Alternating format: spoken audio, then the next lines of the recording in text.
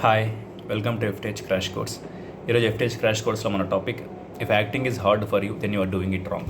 If acting is hard for you then you are doing it wrong.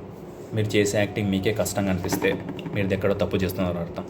For example మన real లైఫ్లో ఎన్నో పనులు చేస్తుంటాం, ఎన్నో మాటలు మాట్లాడుతుంటాం, ఏడుస్తుంటాం, ఎన్నో ఎమోషన్స్ చేస్తుంటాం. బట్ యాక్టింగ్కి వచ్చేసరికి అవే పనులు చేయాలి అంటే మనకు కొంచెం కష్టంగా అనిపిస్తుంది. రియల్ లైఫ్లో చేస్తున్నంత ఈజీగా యాక్టింగ్లో చేయలేము అనమాట కొన్నిసార్లు. సో అలా మీకు అనిపిస్తే, మీరు యాక్టింగ్ చేస్తున్నప్పుడు, ఒక సీన్లో మీరు యాక్టింగ్ చేస్తున్నప్పుడు సేమ్ అలానే మీకు అనిపిస్తే అసలు మీరు ఎక్కడ తప్పుగా అప్రోచ్ అవుతున్నారు, బ్రేక్ తీసుకోండి. ఒకసారి బ్రేక్ తీసుకొని ఆలోచించండి, అసలు మీరు తప్పు ఎక్కడ జరుగుతుంది, మీ థింకింగ్లో తప్పు జరుగుతుందా, లేదా మీరు ఎంచుకున్న మెథడ్ కానీ టెక్నిక్ కానీ ఎక్కడ తప్పు చేస్తున్నారో ఆలోచించి ఆ మిస్టేక్ని రెక్టిఫై చేసుకొని ట్రై చేయండి. మనం యాక్టింగ్ చేస్తున్నప్పుడు కొన్నిసార్లు ఎక్స్ప్రెషన్స్ పెట్టడంలో కానీ, లేదా డైలాగ్స్ చెప్పడంలో కానీ, ఒక బాడీ మూమెంట్స్ ఇవ్వడంలో కానీ, ఆపోజిట్ వ్యక్తుల్ని అఫెక్ట్ చేయడంలో కానీ రియల్ లైఫ్లో మనకి ఈ పెద్ద ప్రాబ్లమ్స్ అనిపించాం. బట్ యాక్టింగ్ వచ్చేసరికి కొంచెం ప్రాబ్లమ్స్ అనిపిస్తాయి. బట్ నేర్చుకొని ఎగ్జిక్యూట్ చేస్తే అది మనకు కష్టంగా అనిపించదు. యాక్టింగ్ ఆఫ్ కోర్స్ యాక్టింగ్ నేర్చుకోవడం కష్టమే. బట్ మనం నేర్చుకున్న దాన్ని ఎగ్జిక్యూట్ చేయడంలో మీకు కష్టంగా అనిపిస్తుంది అంటే మాత్రం మీరు దాన్ని ఎక్కడో తప్పుగా అప్రోచ్ అవుతున్నారని అర్థం. సో ఫర్ ఎగ్జాంపుల్ ఒక సీన్ చేస్తున్నారు మీరు, ఒక షార్ట్ ఫిల్మ్లో కానీ, ఒక మూవీలో కానీ, ఒక సీన్లో యాక్టింగ్ చేస్తున్నారు.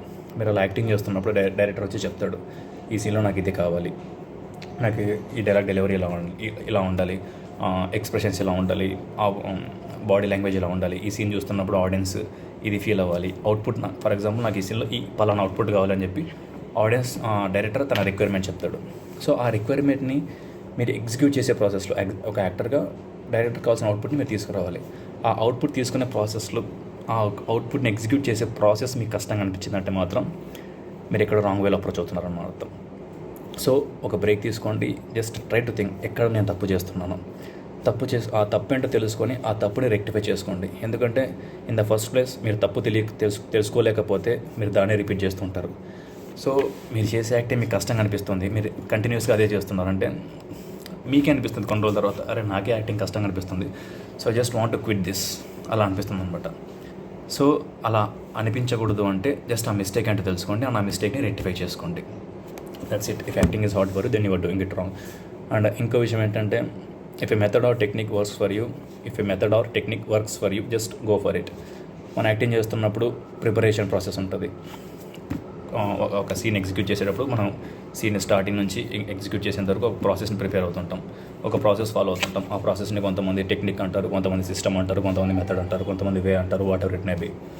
సో ఒక మెథడ్ మీరు తీసుకున్నప్పుడు ఆ మెథడ్ మీకు వర్కౌట్ అయిందంటే దాన్నే ఫాలో అవ్వండి.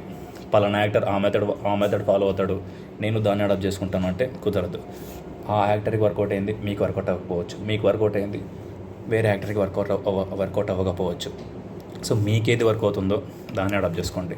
పలానా యాక్టర్ ఆ మెథడ్లో యాక్టింగ్ చేస్తే అతని యాక్టింగ్ చాలా బాగుంది, సో నేను దాన్నే ఫాలో అవుతానంటే కుదరదు. It depends upon the authenticity. ఒక్కొక్క ఇండివిజువల్ ఒక్కొక్క డిఫరెంట్ ఉంటారు కదా. సో మీ అథెంటిసిటీని, మీరు అన్న వర్క్ని, ఏ మెథడ్ అయితే మీరు అన్న అథెంటిసిటీని, ఏ మెథడ్ ఆర్ టెక్నిక్ అయితే 100% తీసుకురాగలదో బయటికి, దాన్ని ఫాలో అవ్వండి. పలానా యాక్టర్కి అది వర్కౌట్ అయింది కదా, నేను ఆ మెథడ్ ఫాలో అయ్యి నా యాక్టింగ్ చేస్తానంటే it doesn't work. So practice చేయండి, ఎక్స్పెరిమెంట్ చేయండి, ఏ మెథడ్ వర్క్ అవుతుందో, ఏ సిస్టమ్ వర్క్ అవుతుందో తెలుసుకోండి, and just try to adapt it. That's it. And once again saying, if acting is hard for you then you are doing it wrong. మీరు చేస్తున్న acting మీకే కష్టంగా అనిపిస్తే ఫర్గెట్ అబౌట్ ఆడియన్స్కి మీ acting నచ్చకపోవచ్చు, అది వేరే విషయం. But in the first place మీరు చేసే యాక్టింగ్ మీకే కష్టంగా అనిపిస్తుందంటే మాత్రం మీరు ఎక్కడో తప్పుగా అప్రోచ్ అవుతున్నారని అర్థం.